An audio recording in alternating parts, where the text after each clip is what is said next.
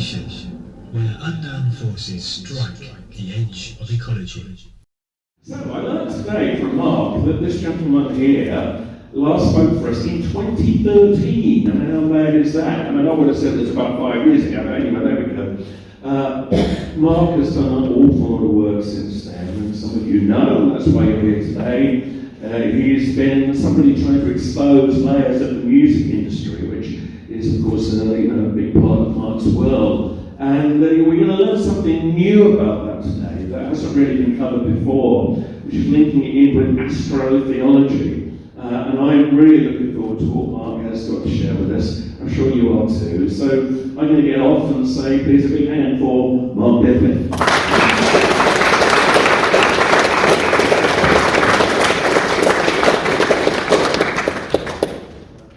Well, thank you. Cheers, Andy. So, yeah, it has been 11 years since I was last here, so doesn't time fly when you're not having fun?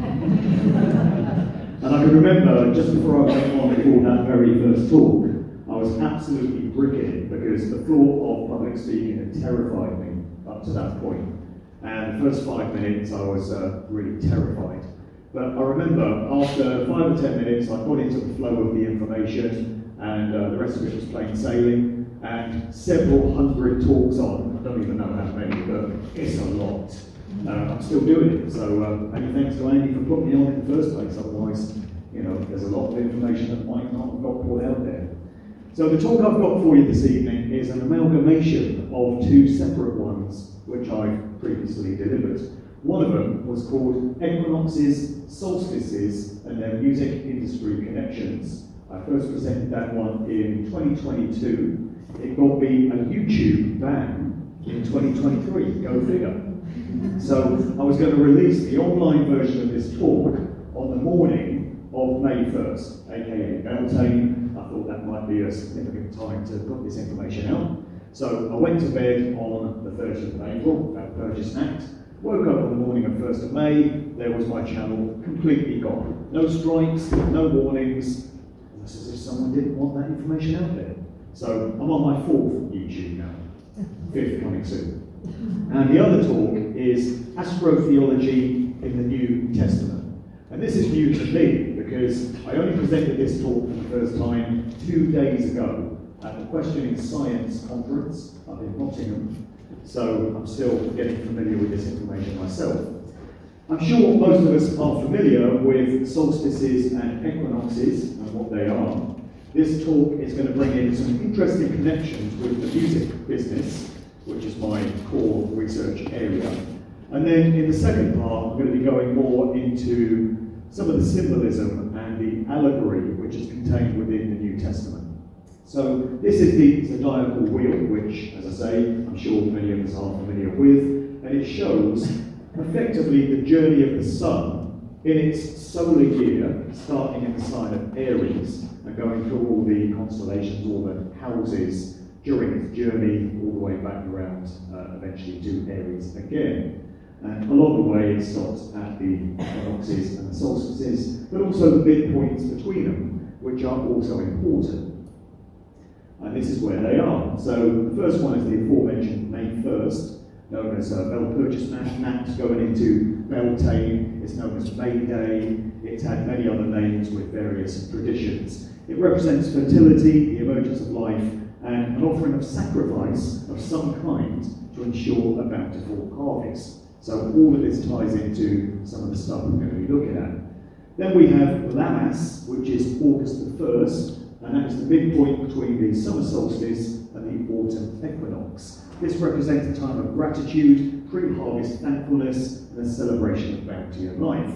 Then we get to October 31st, going into November 1st, in the ancient pagan Celtic world known as Solan. These days represented as Halloween, which David Icke calls Satanism light.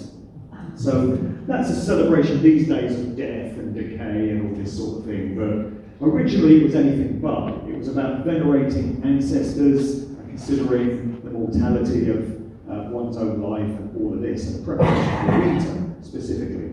And then we have February 1st, February 2nd, that time of year, between the winter solstice and the spring equinox, and this is Candlemas. representing prediction, a time of looking forward. It's also known as Groundhog Day. Here's a little bit more on the equinoxes, solstices, and the midpoints, presented by Mark Passio of whatonearthishappening.com. He gets angry a lot, he tends to shout, but he's kind of keeping it tempered in this one, where he talks about the occult season of sacrifice. And this is going to lead us into some of these examples from the music industry. We can see that this is the direction that the sun takes during the course of the year. It'll begin at the spring equinox and then progress through into the summer season and then fall down into the season of autumn. That's why we call it fall, and then progress into the winter season and then start the cycle all over again. So we have to see the entire zodiacal wheel as the path of the sun and the houses that it passes through during a solar year. Now, what's very interesting about this is where we get the occult holidays or Sabbaths, okay? And it's also, what we have to understand about this is why sacrifices are made during a particular time of the year. Why is bloodletting done? Human sacrifice rituals, traditionally in ancient occult religions and mindsets. So what he's hinting at there is these practices were performed during. What he's hinting at there is the fact that organised society is run by occultists, dark occultists. We can call them Satanists. They go by many other names, and regrettably, they sit atop every level of every aspect of our daily human lives. And the music industry is no different. So these networks, these groups of occultists have taken over the world of politics and government, which is why government seems to be in lockstep, which is a word we've heard a lot of in recent years, with each other in so many things when it comes to the pushing of agendas. They also run the world of the military, the world of academia, the world of science, big business, the mainstream media, and of course entertainment expressed through Hollywood movies, television, and the music industry. So this explains a lot. This explains why certain events take place on certain dates, because they observe these rituals. They're very important to them. And what Passio was talking about there is the 40-day season of sacrifice, which occurs between the spring equinox, roughly 21st, 22nd of March, going all the way through to Beltane, May Day on the 1st of May. And a surprising number of key events have happened during that period. We can start with March 22nd, as it's expressed in its American rendering of the date. So it's expressed there as 322. We would call it 22-3 in the British date format. But 322 is the number of the Skull and Bones Secret Society Mystery School fraternity within Yale University in New Haven, Connecticut. I was there in April. I did some talks in the United States. Didn't go as well as I'd hoped. But five people turned out in Boston. I had to cancel the New York one because there was just no interest. So I had assumed that crowds in the United States would be as hungry for this kind of information as they are in Britain. And my American friends tell me that I just picked the wrong cities. I shouldn't have wasted my time on New York and Philadelphia and places like that. Should have gone to places like Texas and Florida, which were a little more open-minded, so lesson learned there. But I did go to Yale University and got a tour there. And the tours are run by students. So it's this young girl, and she was talking about the history of Yale and such. And she made the mistake at one point of saying, "Are there any questions?" And I said, "Yes, I have a question. Can you tell me all about the Skull and Bones fraternity that we hear about coming out of Yale?" So both George Bushes were a part of this, John Kerry, the congressman, and many other famous people. And she said, "Oh, don't worry about that. It's just a supper club. It's just a way of socialising where certain members of the university just get together and have a few drinks and something to eat." So that set my mind at rest. I've heard all sorts of stories about stuff that does go on in Skull and Bones in terms of occult ritual. And it's very interesting that they're known as the Brotherhood of Death, and this date, 22nd of March, which is effectively the start of the solar year, is the number that they've chosen for themselves. That very same date, 22nd of March, was the date in 1980 when this monument was first erected. We're talking the Georgia Guidestones.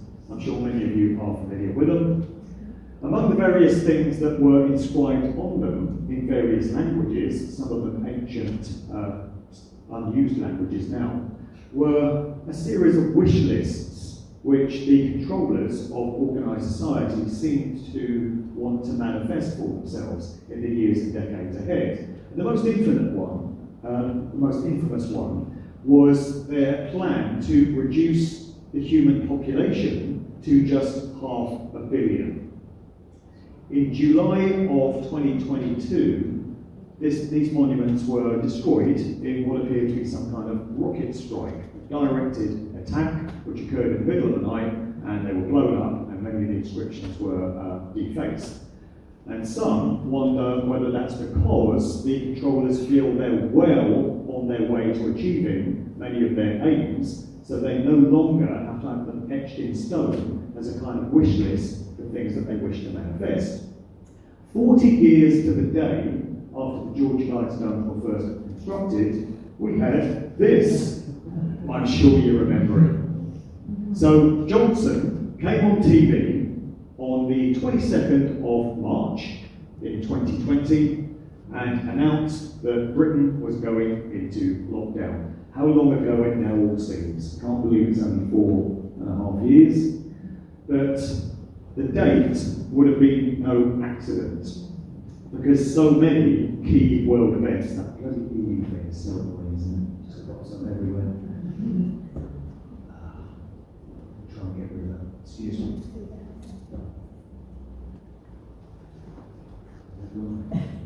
Good. Yeah, so this was a fairly key event, you might say, affected a couple of people, and that's when it all kicked off, 22nd of March. This is interesting, isn't it? A new COVID strain behind a surge of infections in India sparked fears it could also lead to a rise of cases in the UK. This was the launch of Omicron, anagram of moronic, for good reason. Subvariant XBB 1.16, don't you know? Surprised it's not 6.66. The strain was first identified in January and has been monitored by the World Health Organization since 22nd of March. What other date was it ever going to be? The Iraq conflict launched in the wake of the events of 9/11. That all kicked off in March of 2003. It was right around the time of the spring equinox. So when Saddam Hussein refused to leave Iraq, the US and Allied forces launched an attack on the morning of March 20th. It's always that time of year. The TV series Stranger Things, which airs on Netflix, tells us a lot.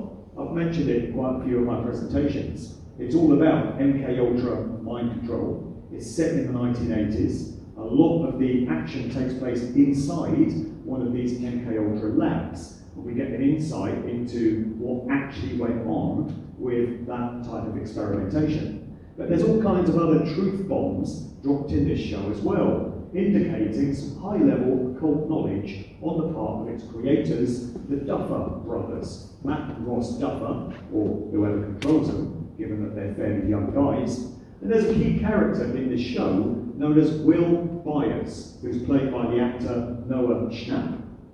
And look at his biography over there on the right-hand side. You might not be able to read it, but it gives his biographical information, and his birth date is given as March 22nd, 1971. Again, of all the dates it could have been, that's the one they picked. The Beatles tie into these key dates a fair bit as well. Please Please Me, their album of 1963, was released on the 22nd of March of that particular year. And up the top, we get some of the dates on which it was recorded. The first date there is the 11th of September, and you would be amazed, well, maybe you wouldn't, at the amount of times that that date, September 11th, figures in Beatles history. So this was the album that effectively launched them to the world. It had all their big hits on it. 1963, 22nd of March, All Systems Go. There's a story that's gone into legend concerning the group Fleetwood Mac. They've got to be one of the unluckiest groups in music history, particularly if your name happens to be Bob. So they've had 3 guitarists who were all named Bob, and it didn't end well for any of them. I detail this in my books and in one of my other talks, but they're basically a very unlucky band. And a lot of this has been pinned on Mick Fleetwood, one of the founding members, the drummer in that group, who was a very keen occultist. He used to like to hold seances in hotel rooms around the world whenever that group was on tour. These are 2 legendary members of that group, Peter Green and Danny Kerwin. And there's this legend concerning what happened to Peter Green and what led to him eventually having to be kicked out of the group. It's very similar, actually, to what happened to Syd Barrett, the original frontman, singer-songwriter for Pink Floyd. Lots of parallels. It's known as the Munich Incident, and from the last paragraph here, we see the general story has it that after a March 22nd, 1970 gig in Munich, Mac's leader was invited, some even say abducted, for 3 days to an out-of-town acid party by a famous model. They're at a mansion in a forest owned by rich hippies. Peter Green and roadie Dennis Keane each were supposedly given a glass of wine spiked with LSD. So LSD had been absolutely everywhere in the 1960s. It permeated the music game, and so much of it can be shown with documentary evidence to have come from the CIA. The CIA are the biggest pushers of drugs on Earth. And there have been many casualties from the world of music. So Peter Green, after this infamous incident in 1970, was never the same again. He became erratic, he became very strange in his behaviours, he could no longer be relied upon, and he had to be kicked out of the group, which, as I say, is what happened to Syd Barrett. Very similar thing happened to Danny Kerwin as well, and I suspect everything was getting done by the dates. So as we move through the solar year and on from the spring equinox, we stop along the way at April Fool's Day, May 1st. And this date is based around the tarot card of the Fool. The Fool is the first card in the tarot deck, and it represents new beginnings and renewed optimism. This is perhaps why April Fool's Day is so called. Modern tarot decks depict the Fool as a youthful character embarking on a new journey full of enthusiasm and hope, i.e. a naive gig. So it's like me in the early 90s, thinking that I could possibly make it onto BBC Radio 1. Thank God I didn't. Dodged a bullet there. Despite the fear of stepping out into the unknown, the open-minded young man strides forward with positive purpose. Yep, been there. It's just interesting to me that April 1st of 1984 was the date that the world lost the great soul singer Marvin Gaye. He was shot dead by his father. His father was a church minister, and they had a domestic argument. His dad drew a gun, and Marvin Gaye was shot dead. That was the day for it. Would that be an accident? Would that be down to random chance? Or is it something to do with the timing? Speaking of timings, and going back to what Mark Passio was talking about regarding the occult season of sacrifice, that 40-day period, a surprising number of key world events have happened round about the 20th of April. There's always a concentration of them at that particular point in the year. And many of them involve fire. So it's the concept of sacrifice by fire. So if we go back to 1993, we had the Waco massacre in Texas. An FBI assault led to the burning down of a compound of a sect named Branch Davidians, killing 76 men, women and children. A couple of years later, 19th of April 1995, the Oklahoma City bombing pinned on Osama bin Laden, but he didn't do it. 168 people killed. The Columbine High School massacre followed in 1999, April 20th, 13 people murdered, 21 injured, and several others. Virginia Tech massacre, 2007, the Boston Marathon explosions, 2013, a fertilizer plant explosion in Texas, always around this time of year, 20th of April. 21st of April, the world lost another great music artist in the form of Prince. This was 2016, which turned out to be a pretty unlucky year for musicians. So it was bookended by the death of David Bowie, or not, if that's what happened. Jack Stephen. I'm going to give you some homework tonight, okay? Some things you need to go home and Google. First one is Jack Stephen. Alright.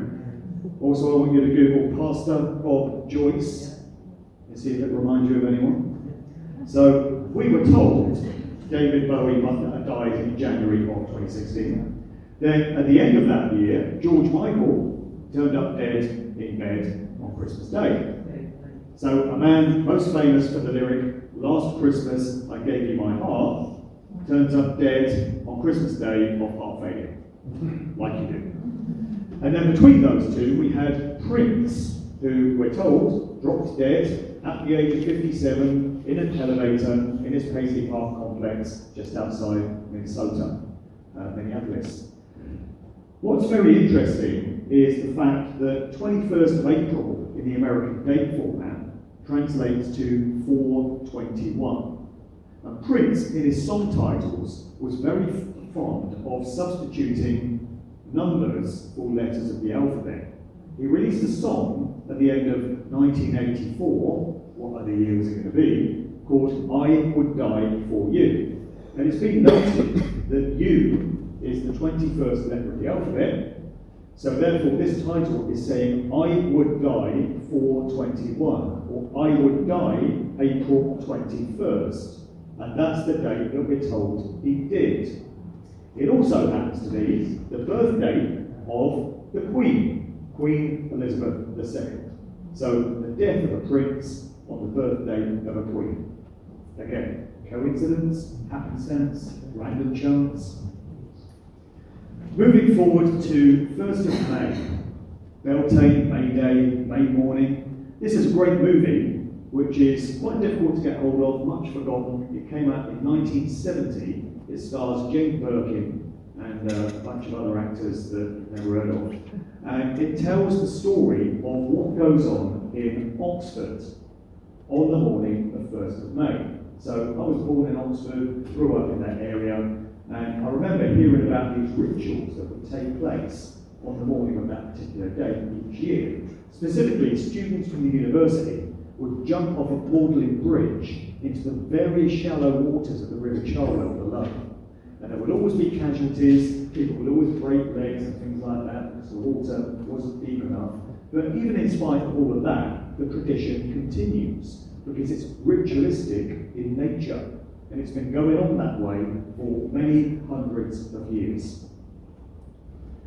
In the T-Rex record, Ride a White Swan, which marked that group's transition from acoustic, kind of hippie, whimsical songs to electric, full-on glam rock style, Ride a White Swan, we get the lyric, "Wear a tall hat like a druid in the old days, wear a tall hat and a tattooed gown, ride a white swan like the people of the Beltane, wear your hair long, babe, you can't go wrong." So Mark Bolan appeared to know a thing or two about such festivals. And this is some of the students jumping off of Magdalen Bridge there on the morning of 1st of May. This same time of year, this same festival, was depicted in the movie The Wicker Man, 1973, where the children of this remote Scottish island, where Edward Woodward's policeman character goes to investigate the disappearance of a young girl, are dancing around the maypole. And this goes back to pagan traditions in Britain. I can remember as a young kid, I was coerced into taking part in maypole dancing, probably many of you were as well. And what we weren't told at the time is what the maypole represents. It's a phallic symbol, because it's all to do with fertility. They just forget to tell you that bit when they get you to dance around it.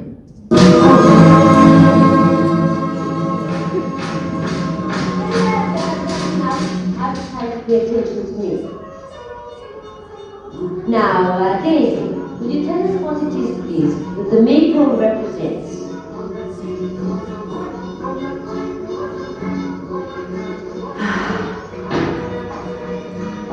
Really, Daisy, you've been turned off in an hour. All right, then, anybody. That is simple. The phallic symbol. That is correct. It is the image of the penis, which is venerated in religions such as ours, as symbolizing the generative force in nature. Oh, can I help you? Yeah, I don't think he thought much of that. Going to 1997, May the 1st was the date on which Tony Blair's New Labour was shuffled into office in the 1997 general election. So what a fitting date. Again, it's according to the occult calendar, and it's all to do with the numbers. Things can only get better.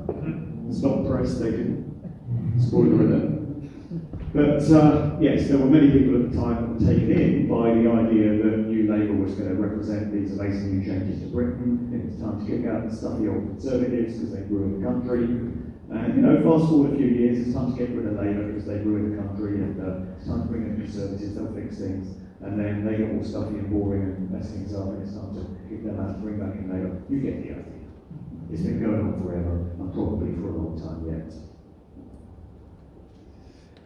May 1st, 2003, this ties back into the launch of the Iraq War, around about the time of the spring equinox. US Secretary of Defense Donald Rumsfeld announced an end to major combat in Afghanistan. Well, they shouldn't have been there in the first place, but interesting that they chose that particular date to make that announcement.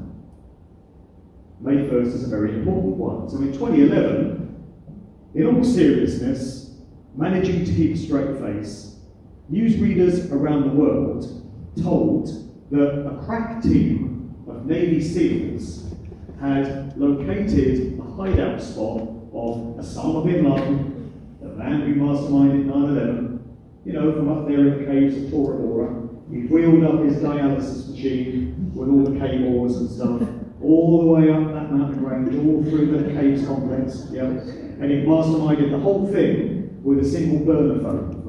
Up in that cave there, don't you know?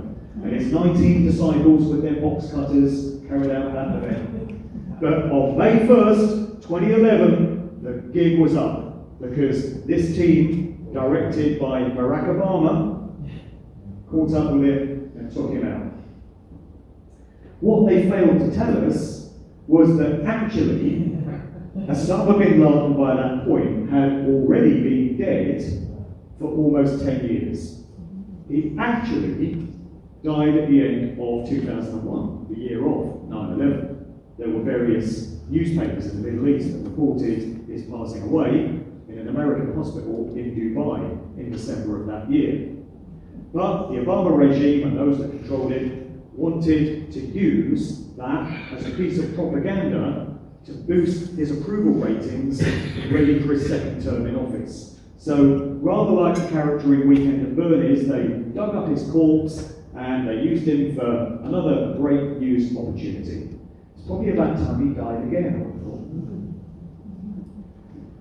Then we move forward to the summer solstice. So, the date generally given for this, in what's referred to as the Northern Hemisphere, is the 21st of June. And interestingly, that is the date that Prince William was born.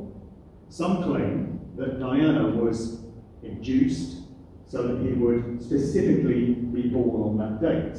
I think it's very important that he would be. He's basically the Sun King because he's born on the date that the sun is at its highest point in the sky in the Northern Hemisphere. Sure we all remember this one from 2021? Freedom Day! Yay! Don't you feel so free? Johnson confirms June 21st is to be Freedom Day in the UK. Well, I say every day is Freedom Day, but apparently we only get one. And nothing of what was done during the convict debacle was by accident when it comes to the dates. We'll see some more examples of this as we go on, but everything was specifically timed. The 1960s, a time of great cultural change, not least in music, through the counterculture, psychedelic, hippie scene. And one of the key events of that whole scenario was the Monterey Pop Festival in California. This took place on 16th, 17th, and 18th of June, so right around the time of the summer solstice. We get the same thing in Britain with the Glastonbury, not the symposium, but the festival, music festival, which always takes place on the weekend after the summer solstice. So again, that's all done by dates. This one is televised on the BBC, always has been, and they always have a pyramid stage. Go figure. Quick mention of one of the key figures in electronic dance music. So over on the right, this is the DJ and producer known as Judge Jules. Real name Julius O'Riordan. He's a music lawyer these days, but he also still DJs. And he was one of the key figures in getting the acid house rave scene up and running in the UK in the late 80s. And that paved the way for everything that came afterwards. The worldwide explosion in electronic dance music and club culture. What's so interesting here is not so much in Jules himself, although there is lots of interesting stuff to uncover there, and that will be in my upcoming book and some future podcasts I'll be doing, but his wife, pictured here, Amanda, her birthday is the 21st of June. Again, summer solstice. And over on the far left, we've got their son, Jake, their firstborn, who happened to have been born on exactly the same birthday as his mother, 21st of June. So two members of that family born on that astrologically significant date. These two figure in the story of that time of year as well. So Michael Jackson, we're told, died on the 25th of June 2009. George Michael, as I mentioned, is said to have died on Christmas Day of 2016. George Michael's birthday was the 25th of June, so Michael Jackson died on George Michael's birthday. 25th of June is celebrated by Satanists as anti-Christmas. So whereby the rest of us celebrate Christmas as a time where the sun in the Northern Hemisphere has reached its lowest point in the sky as viewed on the horizon, and after 3 days of symbolic death, it starts to rise again on the morning of the 25th of December, so it's the return of light and rebirth. Satanists celebrate the opposite because they invert everything. So for them, they celebrate the point at which the sun, with all its life-giving properties, has reached the apex of its powers. It is now slowly starting to decline and lose power all the way down to the winter solstice.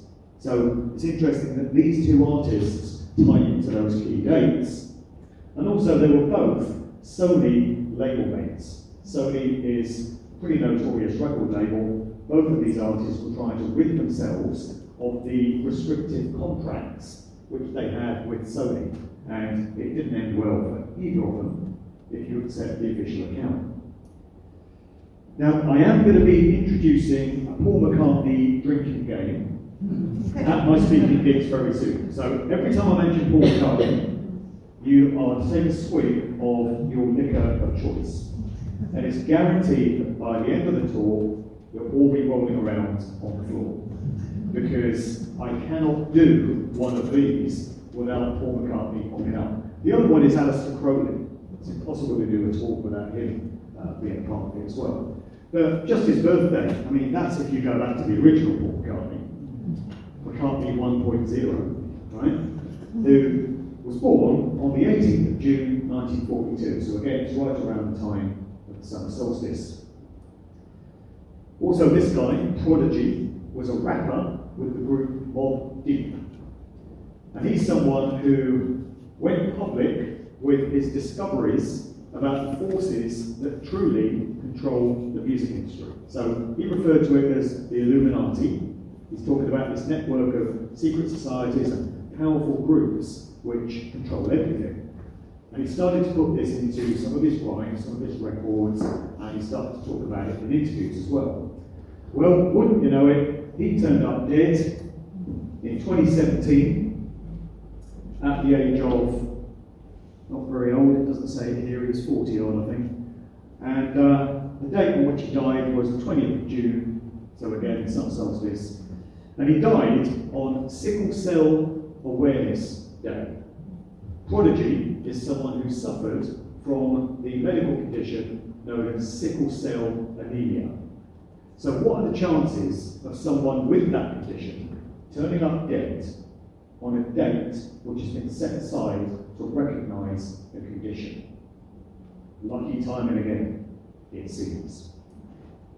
Tim Simonon is better known as Bomb the Bass, and this was a dance music act which was very active in those early days of the acid house rave scene. So they had a big hit called Beat This in early 1988. His date becomes interesting because he was born on the 21st of June, there's that date again, 1967. So right in the middle of the first Summer of Love. Highly significant date. How about this? Morrissey was due to go on tour with Cliff Richard. That's about as likely as Marilyn Manson touring with Kenny Rogers. Not exactly a pairing that you might imagine. So this gig was due to take place on Saturday, June 21st, but it didn't actually happen because Morrissey contracted a form of cancer and had to undergo treatment. But what the hell was this all about? I mentioned the 21st of June in my first allegorical novel, The Cause of the Cure, which I self-published in 2019, because I wanted to have some fun with numbers. By that point in my life, I was starting to experience ridiculous synchronicity when it came to my own birthday. So I was seeing expressions of it everywhere. Every time I looked at the clock, every time I glanced at the mile on the top of my car, it would always be my birthday.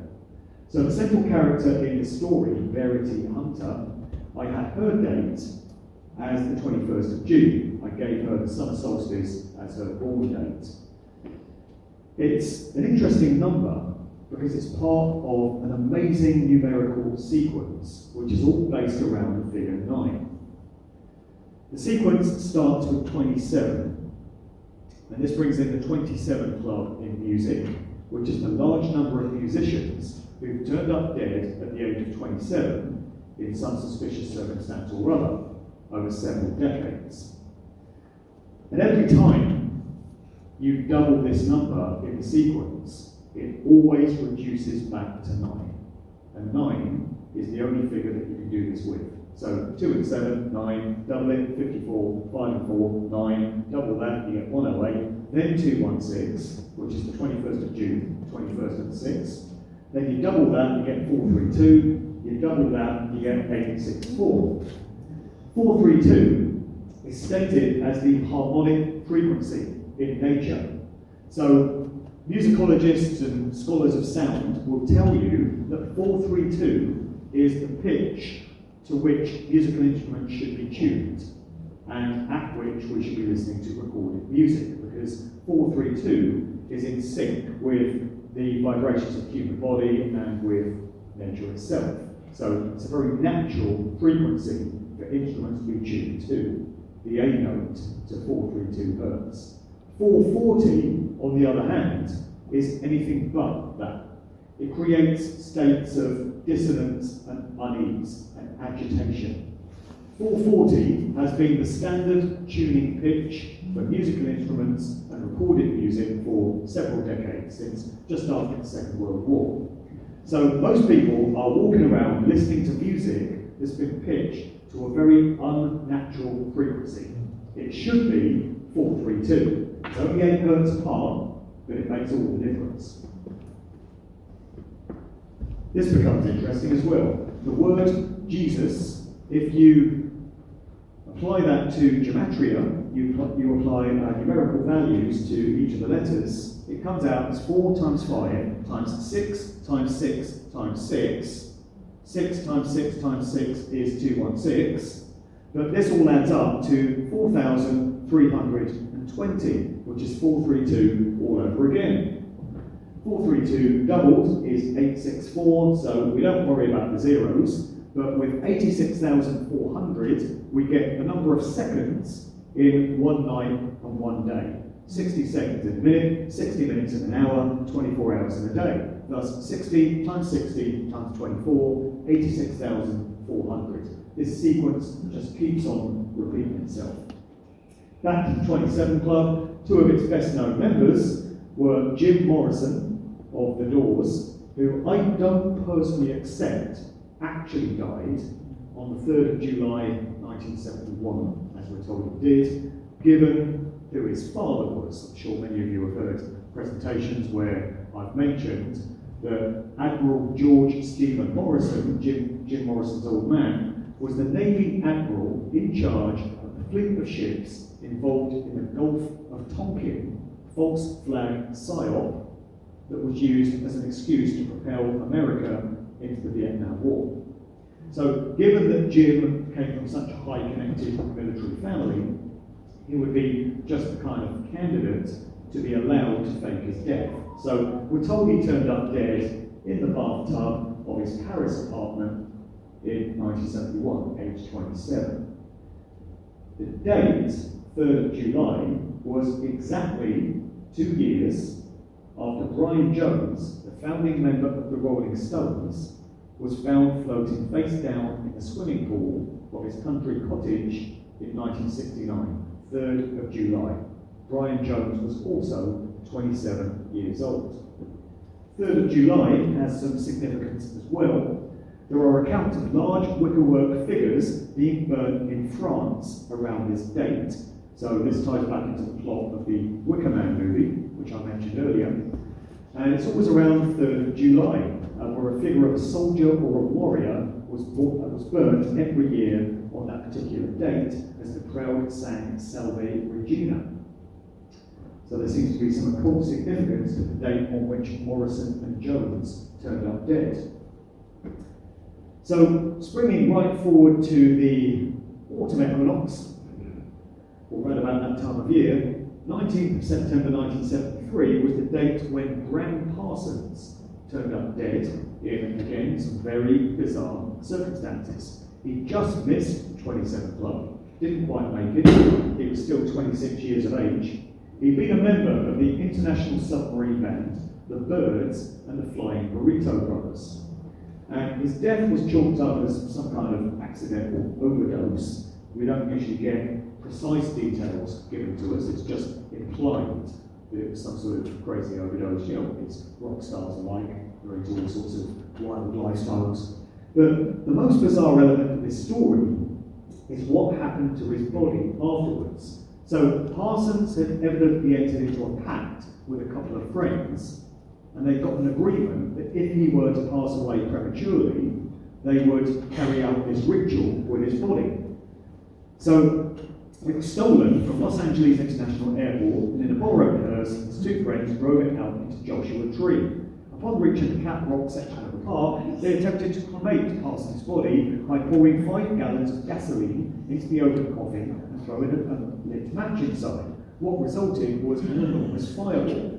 So there's some symbolic, ritualistic importance to that event in terms of sacrifice by fire.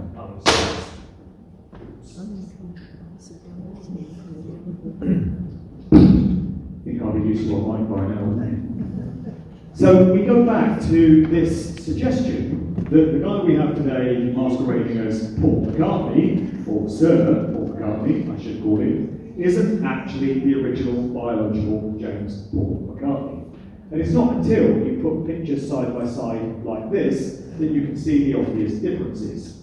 So the general contention is that the original Paul McCartney died in 1966, and the date given for it is September 11th, 9/11/66. We're told that an individual by the name of William Shepherd, known as Billy Shears, hence the mention of Billy Shears on the Sgt. Pepper album, 1967, has been playing the public role of Paul McCartney ever since. This story really broke ground in 1969, and it got into the American mainstream mindset. The time of year that it happened was right around the autumn equinox. So there was this guy named Tim Harper, and he penned an article for the Times Delphic, the newspaper of Drake University in Des Moines, Iowa, on the 17th of September. And he claimed that his article was for entertainment purposes only, alleging that the original Paul McCartney had died and was replaced, but it resulted in this idea really taking hold, and the following month, October, it hit the student campus circuit, and kids from various universities in the United States started deciphering what they considered to be clues which were being offered on various Beatles albums. The date on which that whole idea got going in October was the 12th, which just happens to be the birth date of the aforementioned notorious British occultist Aleister Crowley.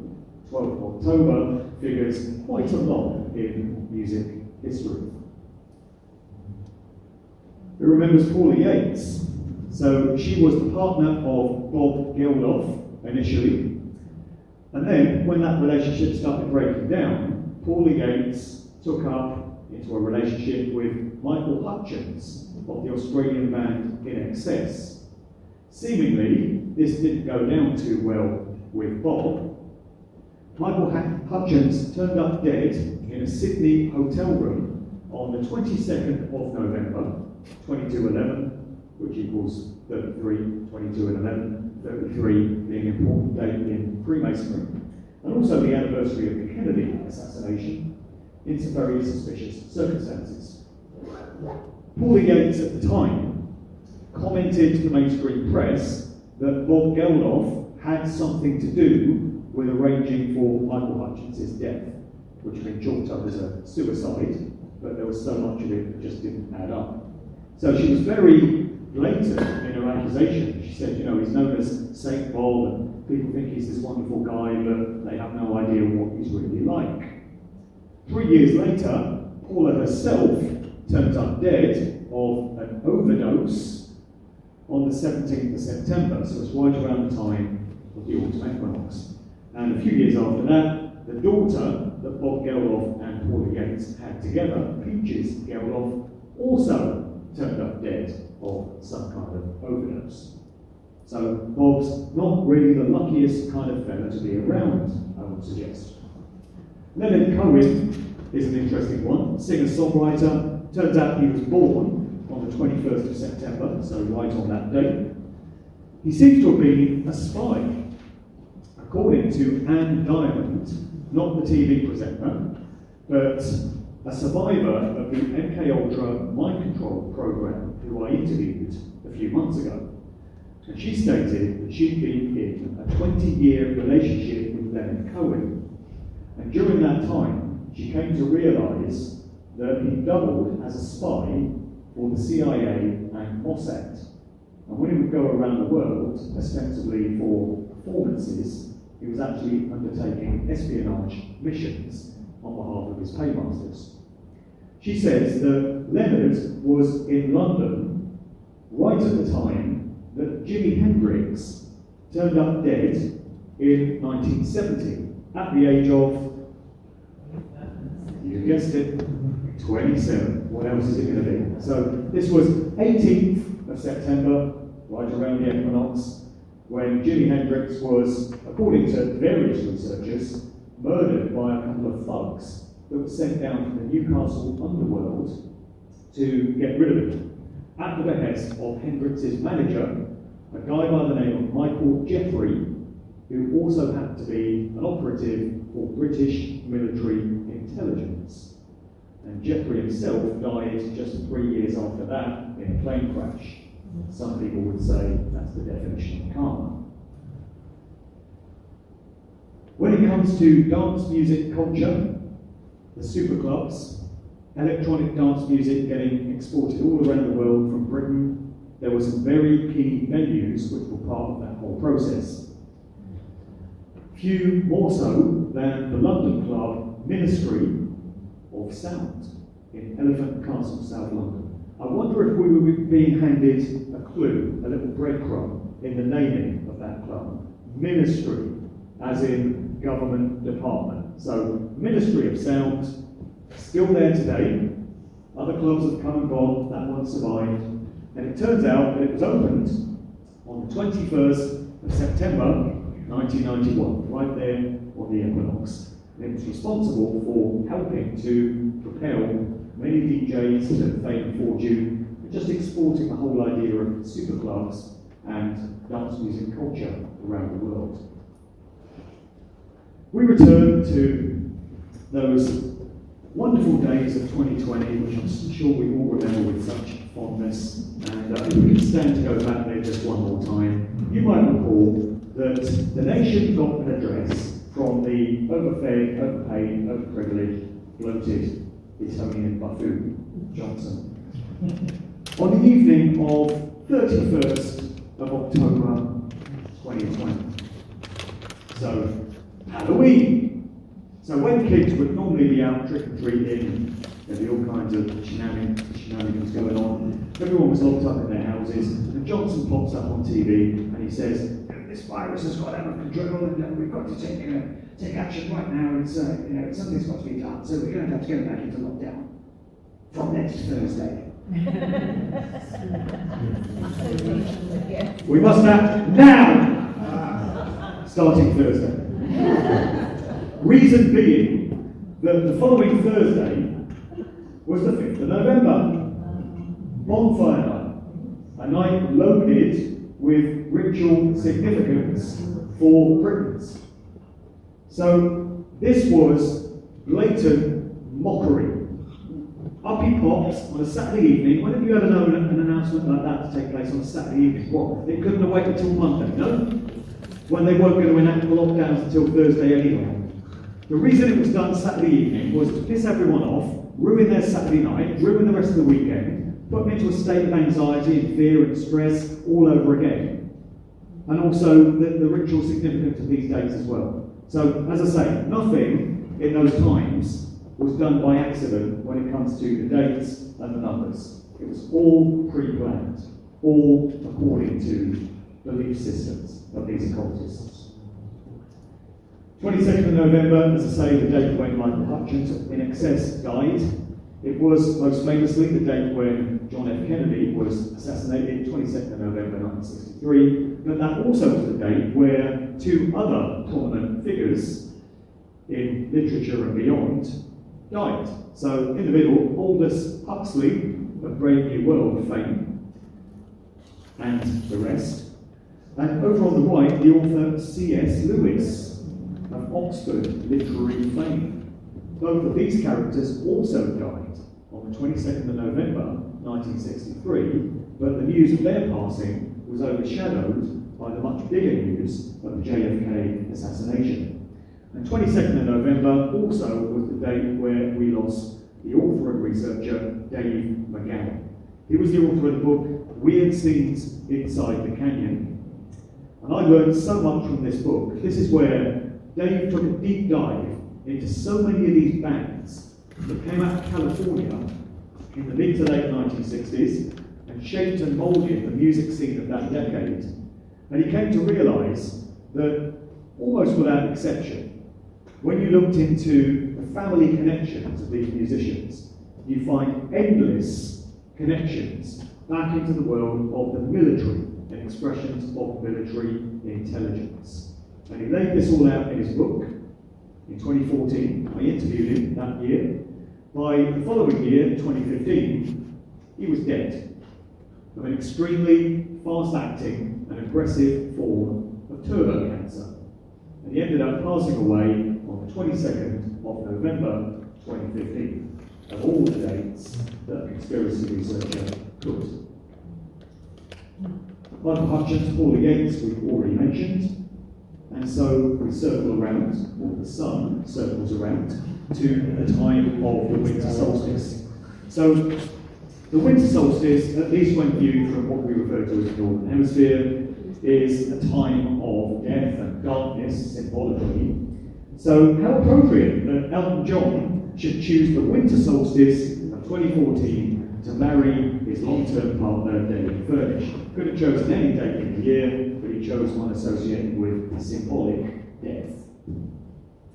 Joe Strummer, the principal member of the group The Clash, real name John Graham Mellor. His father, Ronald Mellor, OBE, was a British diplomat. He worked for the Foreign Office of the British government. So yet another connection between a prominent musician, thought of as being a bit of a rebel, a bit dangerous, turns out to be an expression of the very establishment that they're supposed to be opposing. Anyway, he died at the ripe old age of 50 on December 22nd, 2002. So again, right around the time of the winter solstice. And the final story for this section, as we remain at the time of the winter solstice, concerns an event that you might recall from 1988. Bit of a grim one. This was the Pan Am Lockerbie bombing. So you might recall that an American airliner came down over the Scottish border town of Lockerbie, killing all on board. Absolutely horrific story. But what we got in the wake of it was the account from several famous people that they were due to be on board that flight, but narrowly cheated death. And we can ask ourselves how plausible these stories are.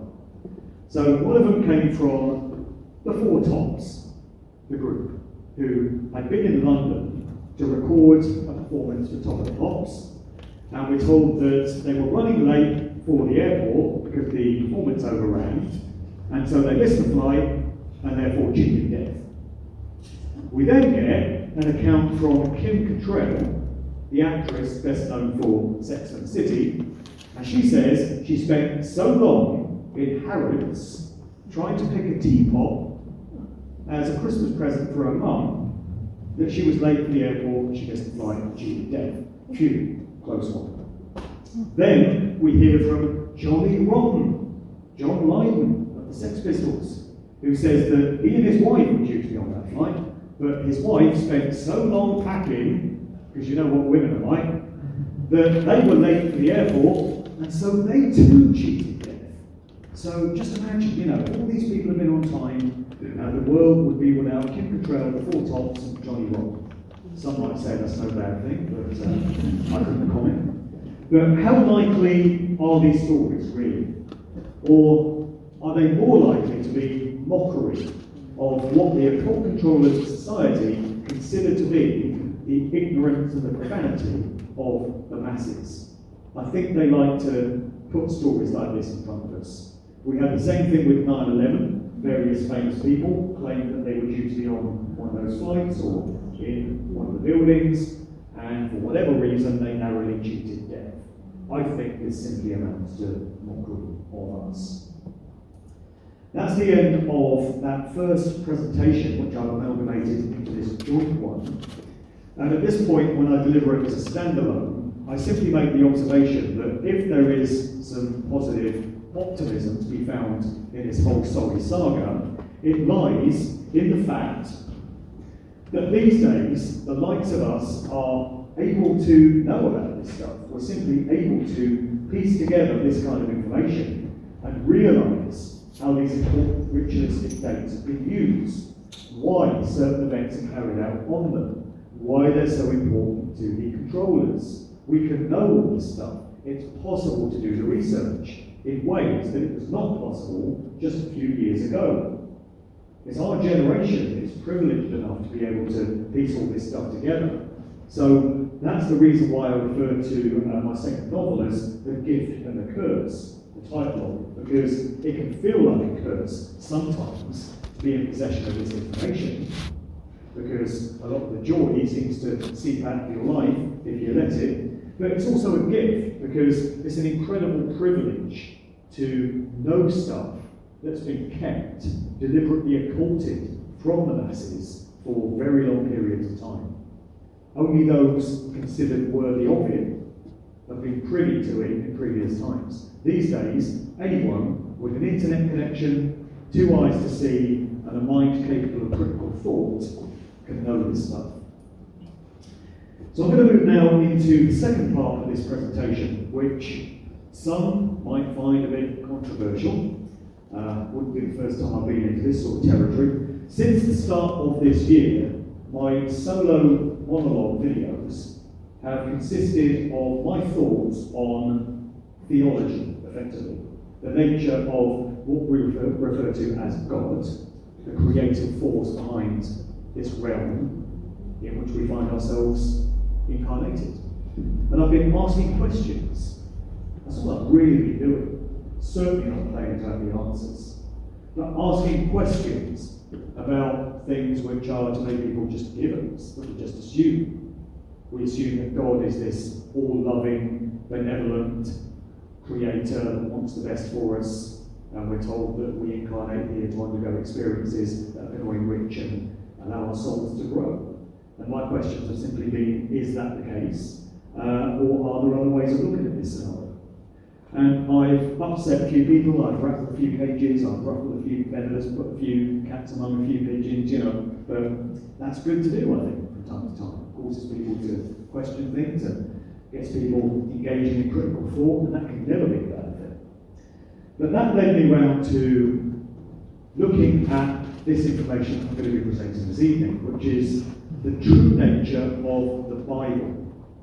And I'm specifically going to be focusing on the New Testament, because the Bible is, of course, a story of 2 books, but they seem to be very different books, and we appear to get 2 very different gods.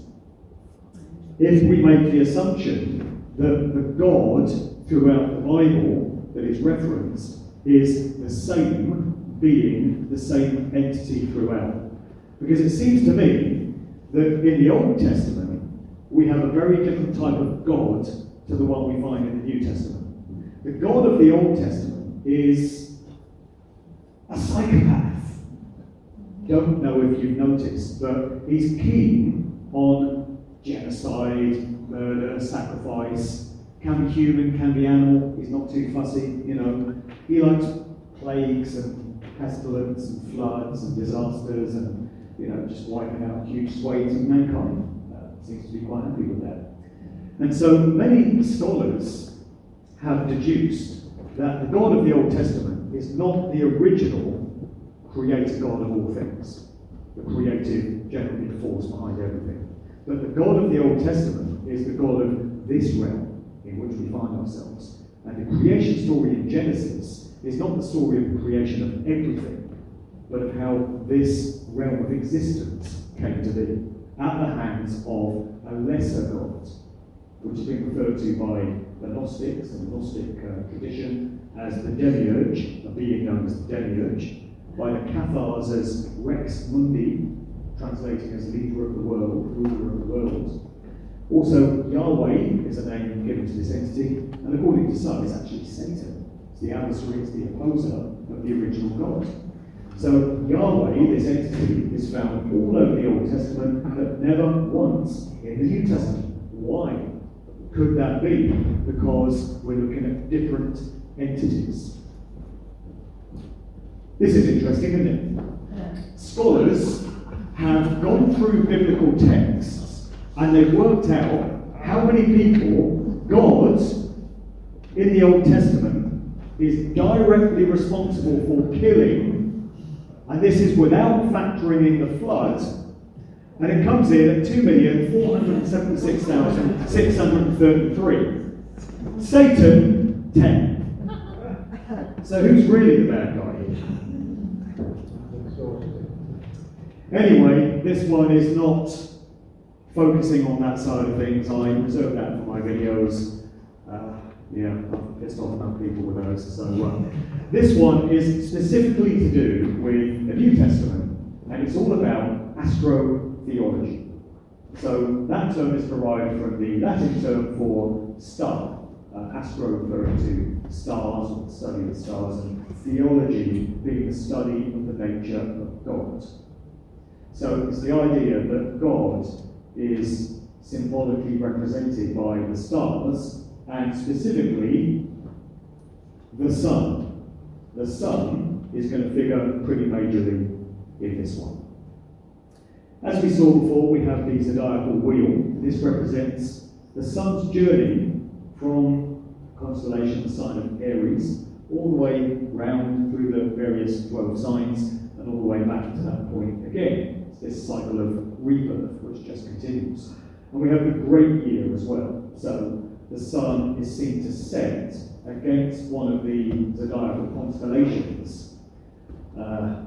Changes every roughly 2,160 years. There's that number again, 216, an expression of that same sequence, reducing back to 9. So every roughly 2,160 years, the sun is seen to set against one of these constellations, and then it moves into the next one.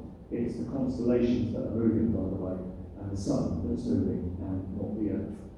And so, when the sun has completed its cycle of all 12 of these signs, that's said to be a great year of around 26,000 years. So that's the larger version of the solar year. So the Bible can be viewed as an astrotheological literary hybrid. A lot of this information I came across for the first time through this amazing documentary film. The first one was released in 2007, and there's been a couple of updates since, and I was put onto this by the famous DJ, Danny Ramplin. Danny lives down the road on the coast in St. Leonard's on the Sea, I think. And in 2008, I was just starting to come around to some different ways of thinking and some different ways of seeing the world. And I was stranded in an airport lounge in Riga, Latvia, alongside Danny Ramplin. We both played this dance festival, and our Ryanair flight, because it's all glitz and glamour in the world of DJs, don't you know? Danny Ramplin flying Ryanair, who knew? Our flight had been grounded to take us back to Stansted, and we found ourselves stranded in Latvia for 24 hours. So I got chatting with Danny, and he said to me, "Have you heard of this movie called Zeitgeist?" And I said, "No, what is it?" And he told me roughly what it was to do with, and he said, "When you get home, you've got to look it up, watch it." And I did that, and wow, mind blown. Totally changed my viewpoint on everything. So it's produced by a guy named Peter Joseph, and what he's done in the first part of this documentary is delved back into so many ancient civilizations and ancient belief systems from all around the world that predate Christianity and the Bible. And what you find is the same myths, the same ideas being presented time and time again, but just with different characters. So the names change, but the ideas stay the same. And it always involves the movements of the sun. So going back to ancient Egyptian mythology, you had Horus, the sun god, who would do battle with Set, who was the brother of his father Osiris, and it's from Set that we get the word Satan. They're connected, and Horus is connected to the word horizon because it's representing the sun as it sits on the horizon. You've got these two characters doing battle, and it's telling the story of how the sun, representing the force of light, would defeat the force of darkness at sunrise each day. And then at sunset, it would reverse, and darkness would get the upper hand, and light would be banished until it once again came back to win this everlasting battle. So here's the first of a couple of clips from Zeitgeist, which really bring this story to life. Broadly speaking, the story of Horus is as follows. Horus was born on December 25th of the Virgin Isis Mary. His birth was accompanied by a star in the east, and upon his birth he was adored by 3 kings. At the age of 12, he was a prodigal child teacher, and at the age of 30, he was baptized by a figure known as Anup, and thus began his ministry. Horus had 12 disciples he traveled about with, performing miracles such as healing the sick and walking on water. Horus was known by many gestural names such as the Truth, the Light, God's Anointed Son, the Good Shepherd, the Lamb of God, and many others. After being betrayed by Typhon, Horus was crucified victorious and thus resurrected. It all sounds a bit familiar, doesn't it? Doesn't just stop there. Out of Greece, Attis, we're told, was born of a virgin, born on December 25th, crucified, was dead for 3 days, and then resurrected. Out of Greece, Dionysus, born of a virgin, born on December 25th, and all these familiar elements. Mithra, coming out of Persia, born of a virgin, on December 25th, had 12 disciples, 4 miracles, was dead for 3 days, was resurrected, was worshipped on Sun Day, because it's representative of the sun. Krishna, out of India, born of a virgin, represented by a star in the east, performed miracles, and was resurrected. And then, of course, the one we're most familiar with, Jesus Christ, born of a virgin, born on December 25th, star in the east, 12 disciples, performed miracles, dead for 3 days, resurrected. So, Jesus is a reboot of these earlier belief systems from all around the world, all connected with astrotheology, specifically the movement of the sun, sunset, sunrise, and its activity at the solstices and equinoxes. Back to Zeitgeist. This is the sun. As far back as 10,000 BC, history is abundant with carvings and writings reflecting people's respect and adoration for this object. And it is simple to understand why, as every morning the sun would rise, bringing vision, warmth, and security, saving man from a cold, blind, predator-filled darkness of night. Without it, the cultures understood the crops would not grow, and life on the planet would not survive. These realities make the sun the most adored object of all time. Likewise, they were also very aware of the stars. The tracking of the stars allowed them to recognize and anticipate events which occurred over long periods of time, such as eclipses and full moons. They in turn cataloged celestial groups into what we know today as constellations. This is the cross of the zodiac, one of the oldest conceptual images in human history. It reflects the sun as it figuratively passes through the 12 major constellations over the course of the year. It also reflects the 12 months of the year, the 4 seasons, and the solstices and equinoxes. The term zodiac relates to the fact that constellations were anthropomorphized, or personified, as figures or animals. In other words, the early civilizations did not just follow the sun and stars, they personified them with elaborate myths involving their movements and relationships. The sun, with its life-giving and saving qualities, was personified as a representative of the unseen creator or God, God's Son, the light of the world, the savior of humankind. So when Jesus is spoken of in the New Testament as God's Son, it's not S-O-N, it's S-U-N, phonetically identical for a reason. It's the Son. And this is why so many classic depictions of Jesus have him with a disc behind his head, which is the solar disc. And you often see the solar cross there as well. So, always this glowing disc and the zodiacal cross behind Jesus' head, representing the 4 cardinal points on the zodiacal cross and the 4 key seasons of the year. So this sits at the top of many churches for a reason. That's why it's there, that's what it's advertising. But I doubt many within the congregations realise the true significance of this symbolism. But there it is, it's everywhere. We get some clues as well from some key verses. John 3:13 says, "But he that came down from heaven, even the Son which is in heaven." So the Son could be said to be in heaven, where it appears in the skies. 2 Corinthians 4:6, to give the light of knowledge of the glory of God.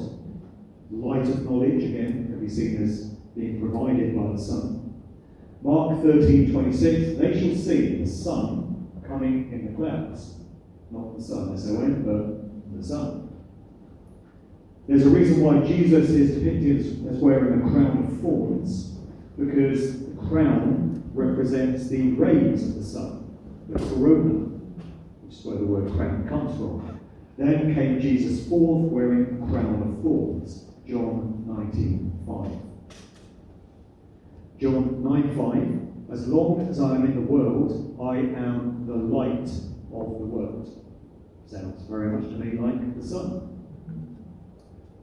Jesus was said to have performed miracles like walking on water. That's because he is a personification of the sun, which can be seen to appear to walk on water.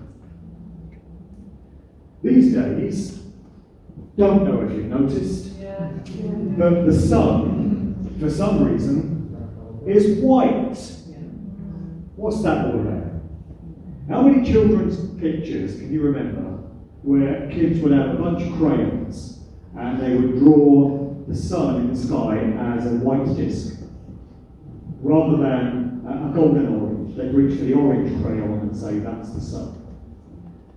I remember the sun as golden yellow or orange all day long. These days, it's orange at sunrise and sunset, but at all points in between, it's white. Something's happened. Many theories, I've heard a lot of them, but that's for another talk. But the sun has changed. Let's just leave it at that.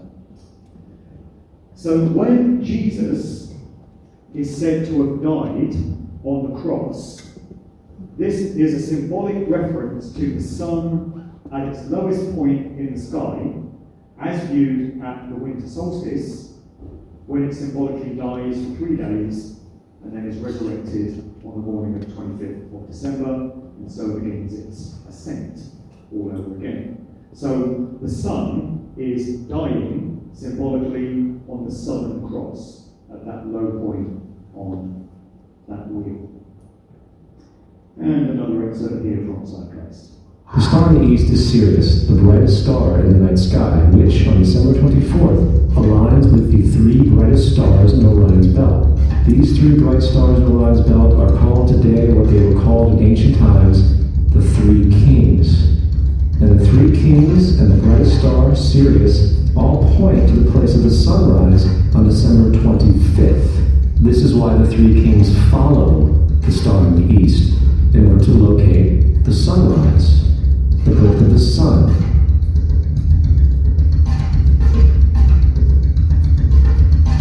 The Virgin Mary is the constellation Virgo, also known as Virgo the Virgin. Virgo in Latin means virgin.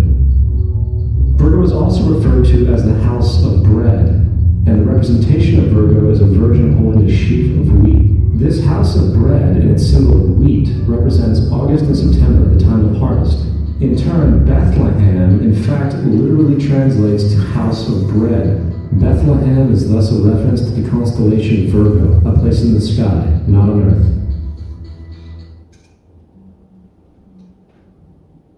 The reality is, Jesus was the solar deity of the Gnostic Christian sect. And like all other pagan gods, he was a mythical figure. It was the political establishment that sought to historize the Jesus figure for social control. In 325 AD in Rome, Emperor Constantine convened the Council of Nicaea. It was during this meeting that the politically motivated Christian doctrines were established, and thus began a long history of religious bloodshed and spiritual fraud. And for over the next 1,000 years, the Vatican maintained a political stranglehold on all of Europe, leading to such joyous periods as the Dark Ages, along with enlightening events such as the Crusades and the Inquisition. Yeah, can't imagine this one to go down too well in the average church on a Sunday morning. Sunday, there's a reason why they have their services on a Sunday. I'd probably get crucified for presenting this, not one of those. So Thomas Paine, the founding father of the United States, made the statement that Christian religion is a parody of the worship of the sun, in which they put a man called Christ in the place of the sun and pay him the adoration originally paid to the sun. He's not the only one to have made comments of that nature. We can go back much further to Justin Martyr, who lived from 100 to 165 AD, who stated, "When we say that he, Jesus Christ, our teacher, was produced without sexual union, was crucified and died, and rose again, and descended into heaven, we propound nothing different from what you believe regarding the sons of the god Jupiter, who would have been addressing Romans at the time. It might seem a little bizarre to be listening to a Christmas record in the middle of August, but there is a good reason for this. I want to play you an excerpt here from a song by a rapper who goes by the name of Beast 1333. And he put out a song a good few years ago, I think it was 2013 actually, called A Christmas Story.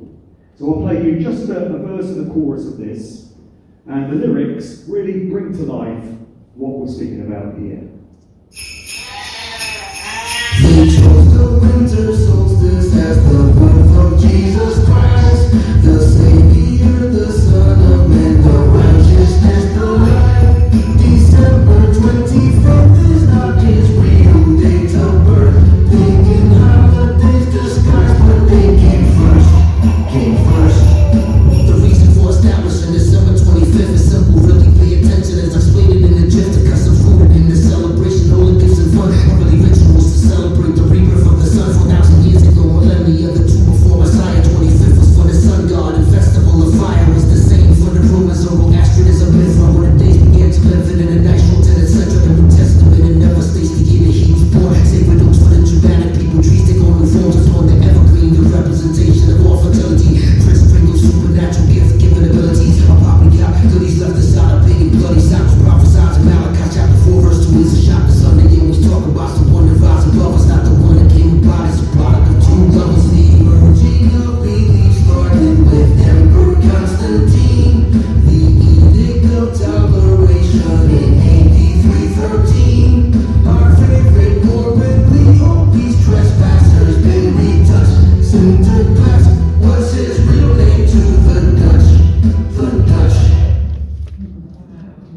Yeah, it's funny, you don't hear that one played on One Extra or Kiss FM, do you? Can't think why.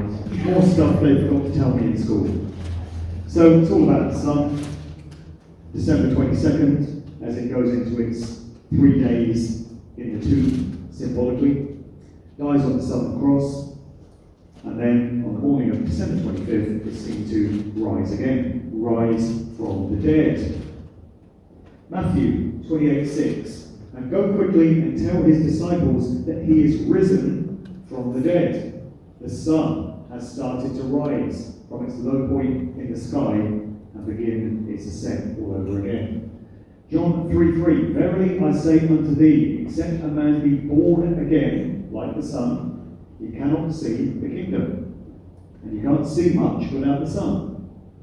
Romans 13:12. Let us cast off the works of darkness, and let us put on the armour of light.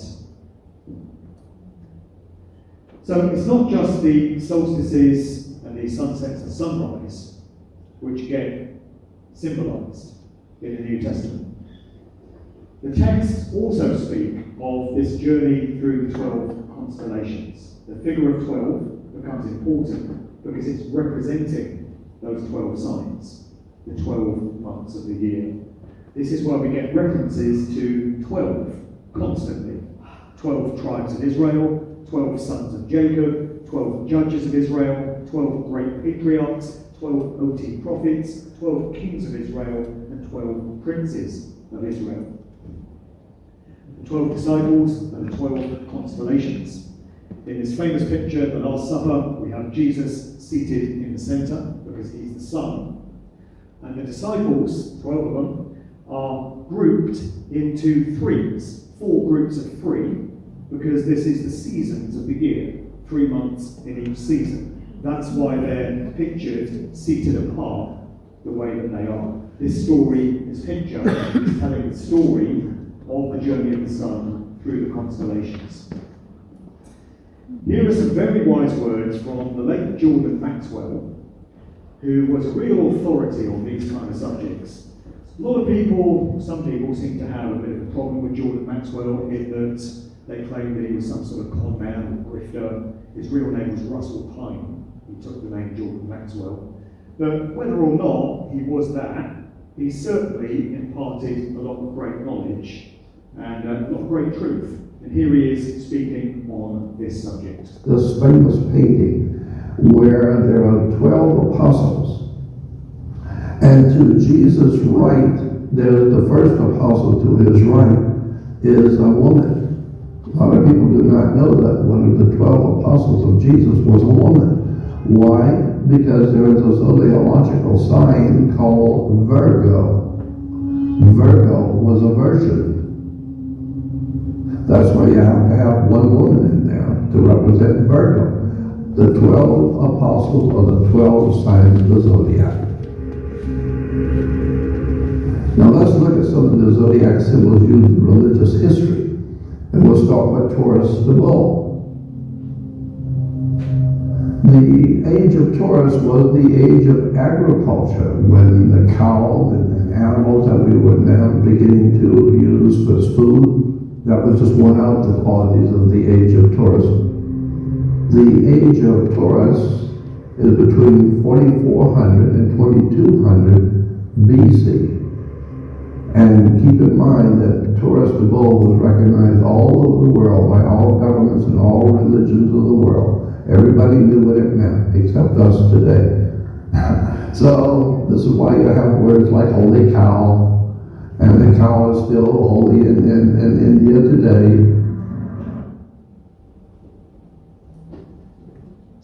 The word zodiac is derived from the Old French zodiac, via Latin from the Greek zodiakos, meaning sculptured animal figure. Sure enough, each of these signs is given its own figure, whether human or animal, to represent it. There's this phenomenon which is known as precession of the equinoxes. This does work on a geocentric model, even better than an heliocentric actually, but it involves the sun setting against a different constellation, but in reverse. So it goes anti-clockwise, backwards, as it's viewed over immense periods of time. So around about 26,000 years for a great year to be completed.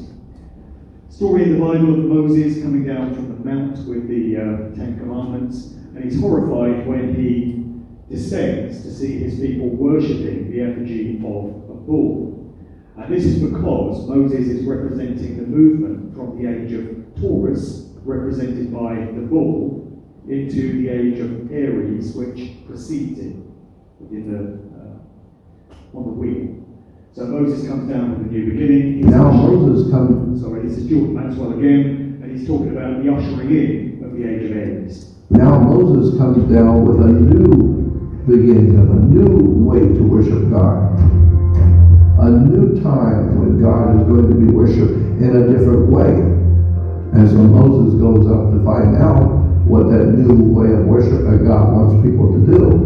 And so we have the story of the golden calf. Golden, well, because the sun is golden. And calf is a bull. So we have the golden calf, or the bull, Taurus, and the sun in the age of Taurus.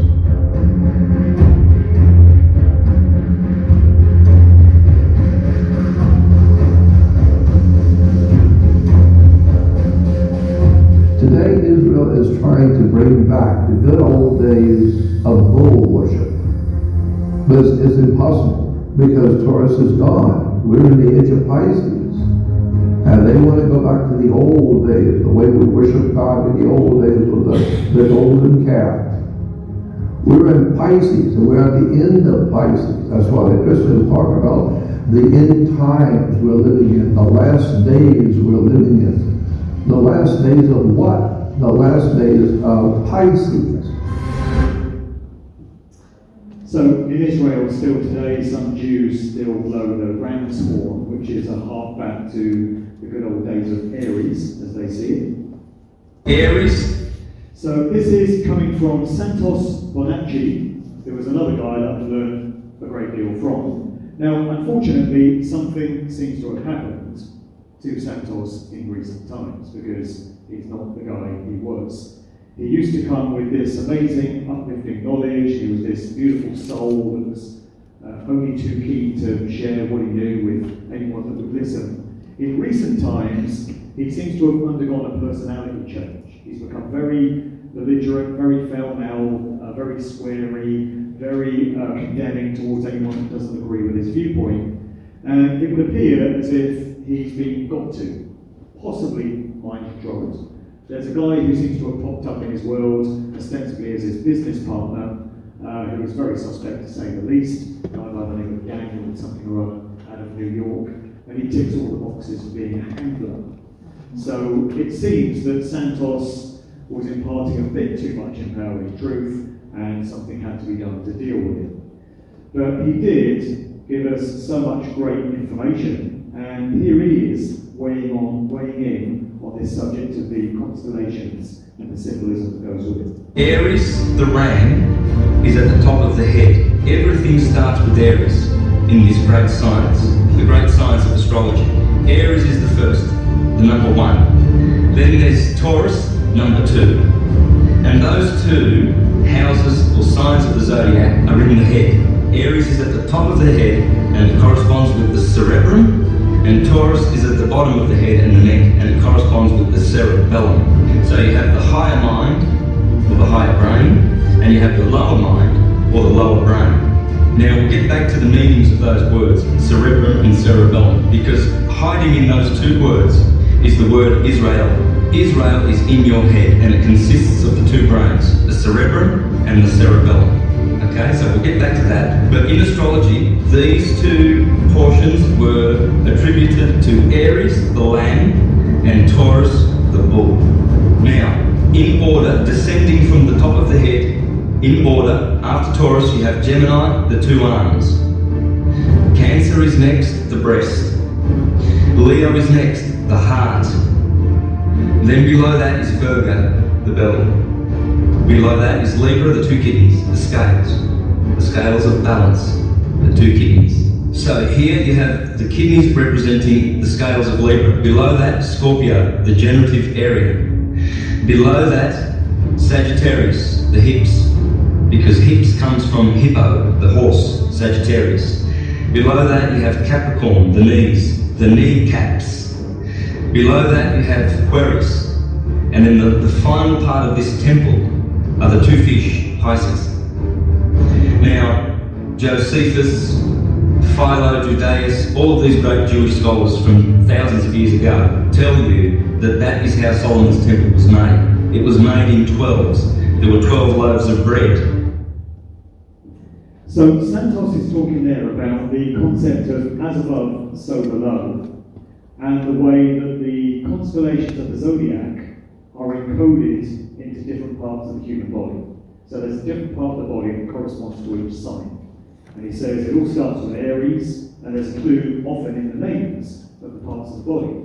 So we have cerebrum or cerebram, Aries is the ram, and then we go down to the cerebellum, the cerebellum, which is Taurus, and you mentioned there, you know, Capricorn, kneecaps, and then you get down to the feet, which is Pisces. French word for the feet is pied, which is not a million miles away from Pisces. This also ties in with the idea of the raising of the chrism oil. So this comes from the Greek word Christos, which means oil, and it's talking about this process, this internal alchemical process, which humans are apparently able to undergo when their birth sign is in the moon at a particular time each month. They are able to secrete this oil from the very centre of the human brain in the pituitary gland. And it travels all the way down the spinal column to the sacral area. And then some magic takes place, and then the fluid travels back up the spinal column, back into the centre of the human brain, into the pineal gland, leading to enhanced states of consciousness. This whole process appears to have been encoded into the Great Pyramid of Egypt. So when you take a cross-section of the human brain and a cross-section of the Great Pyramid and the various chambers there, the King's Chamber and the Queen's Chamber seem to correspond exactly to the pineal gland, the pituitary gland, where all this stuff takes place. So the builders of the pyramid appeared to be in possession of this knowledge. And sure enough, Jesus Christ, the name, means Jesus the Anointed. And you get anointed with oil, Christos oil. So, the age of Pisces, which was spoken of there by Jordan Maxwell, is the age most associated with the figure of Jesus, because that's when the tradition of Christianity came into being, during the astrological age of Pisces. That's why Christians have the effigy of a fish on the back of their car, indicating the astrological age of Pisces, representing Jesus. And in terms of the movement of Pisces into Aquarius, there doesn't seem to be any agreement among researchers and astrologers as to when this is going to take place, or indeed whether it actually has. Because according to this account, it doesn't happen until 2150 AD, but according to many others, it was incoming in the 1960s, because there was the musical Hair with its song The Age of Aquarius, which was talking about it back then. It was a big part of hippie culture. So I don't know if we're just on the cusp of it, or it's here, or it's going to be a long way off. Maybe Helen can advise on that, because I don't know. Are we there yet? Well, I just think because, the 26,000-year cycle, I think because it's a symbolic language, if you divide it up into 12, for me, I believe that the winter solstice in 2012 was a major movement into the age of Aquarius, because it was recognised by so many different cultures. I think it was about 100 to 200 years sort of crossover. Bit of wiggle room there. Yeah, but you can see it. Everything to do with Aquarius is really, if you think back to 2012, gender neutral, all the signs of masculine or feminine, but Aquarius is pretty gender neutral actually. Sure. Things like that, new technology, really AI, all this kind of Aquarian thing. Sure. Yeah, thanks for that. Okay, so lots of talk in the New Testament of the end of the world, but according to some scholars, this gets mistranslated. Actually, what's being discussed is the end of the eon. I will be with you even to the end of the eon. So it's talking about the transition from one of these ages or these signs into another. And Luke 22:10 has, "Behold, when ye are entered into the city, there shall a man meet you bearing a pitcher of water. Follow him into the house where he entereth in." So the bearer of the water pitcher is Aquarius. So we're being prepared for the incoming age of Aquarius, even back then when the New Testament was being written. According to this guy, Robert G. Ingersoll, 1833 to 1899, religion can never reform mankind because religion is slavery. So I just want to check that, yes, I do have this here. So I'm going to end this presentation on a positive note. How's that for one of my talks?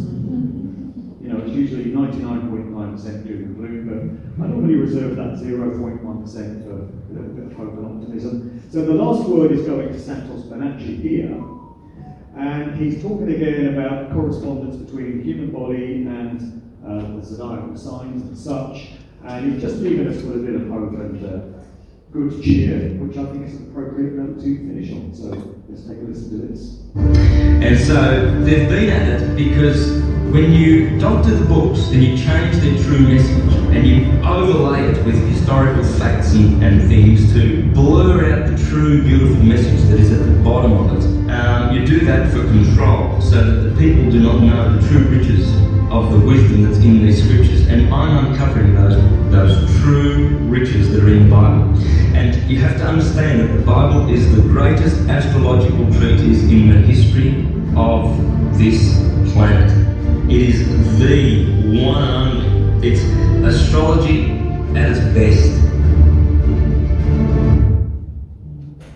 Alright, so this has been a bit of a different outing for me. I don't normally talk about this stuff, but I do like the opportunity to step away from what I normally discuss, the shenanigans of the music business, and just get into some different subject matter from time to time. So this has been very enjoyable for me. I hope you found it fulfilling and of some value as well.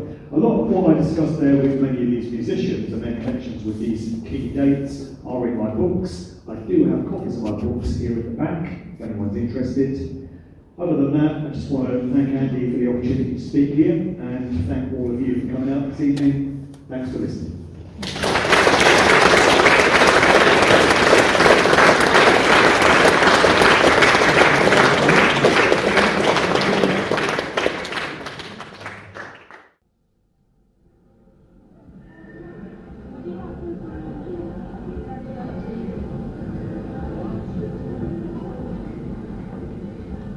The information where unknown forces strike the edge of ecology.